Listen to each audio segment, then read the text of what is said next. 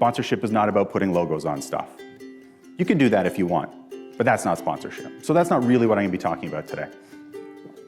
But I'm gonna talk to you about the process of sponsorship that I learned through the School of Hard Knocks.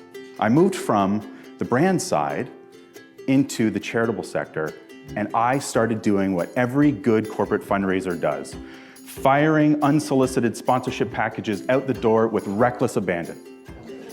Only back then, we had the internet, but we put things in the mail and we sent them to people. So I had stacks of annual reports and stacks of sponsorship pitch decks in my office, and I would send them out. 6 months went by.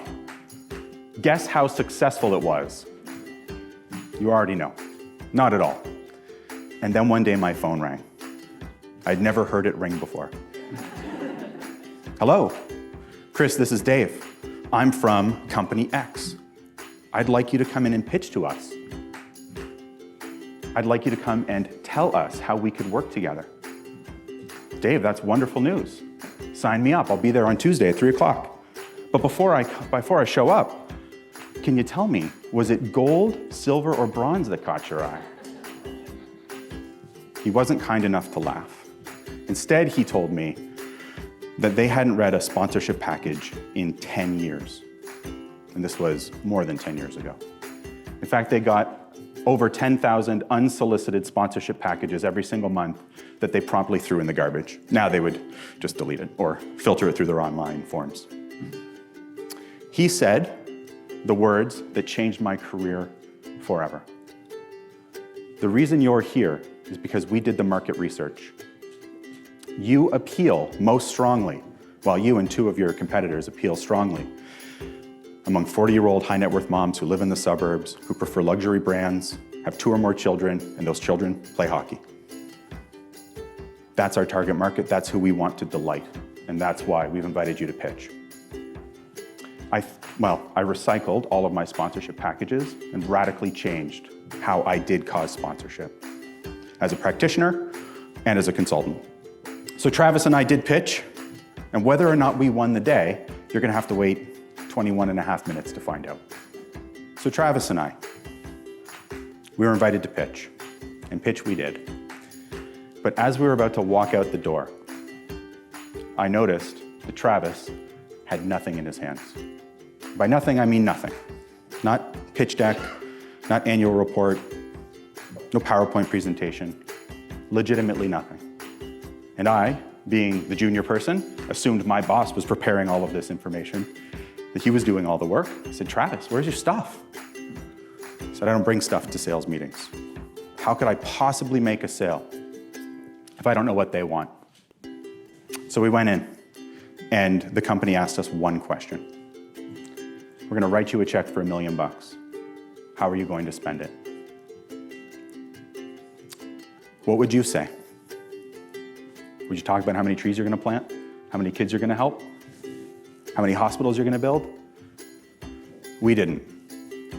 Travis said, I'm gonna take your check and I'm gonna lock it in my desk and I'm gonna call a meeting with you. Because until I know exactly what you're trying to achieve and whether or not I can deliver, I haven't earned the right to cash the check. My job is to make sure that at the end of a year together, you beg me to work with me again. Until I know that I can actually deliver, it's a non-starter. Sounds pretty slick. In the meeting, it sure didn't feel very slick. I thought we were toast. So Company X said, you know, it's interesting, nobody else has seen this. And they took out a 37-page pitch deck, a marketing deck about what they're trying to accomplish and the role they want their cause partner to play. And we went through it line by line. They told us who they were trying to connect with, what they were trying to achieve, how they would measure success, and we were honest about whether or not we could deliver.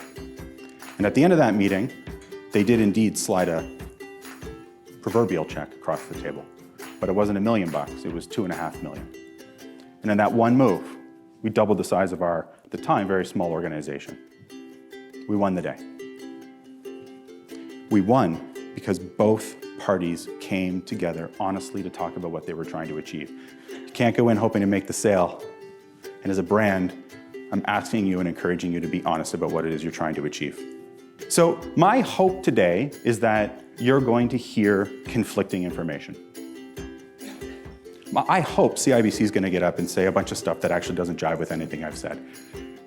I hope. But I'll be flattered if they completely agree with me. I hope that you're going to hear from others who are going to tell you things that conflict with what I've said.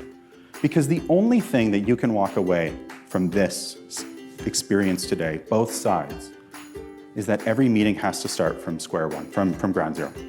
You have to start with pure discovery. You have to start from a place of openness. We call it discovery in the sponsorship space, but it requires that we, as members of the corporate partnership space, discipline, profession, have enough respect for each other that we have these open and honest conversations. There's no trickery, there's no sales. It's really just about doing good discovery, and either you can deliver or you can't. Brad?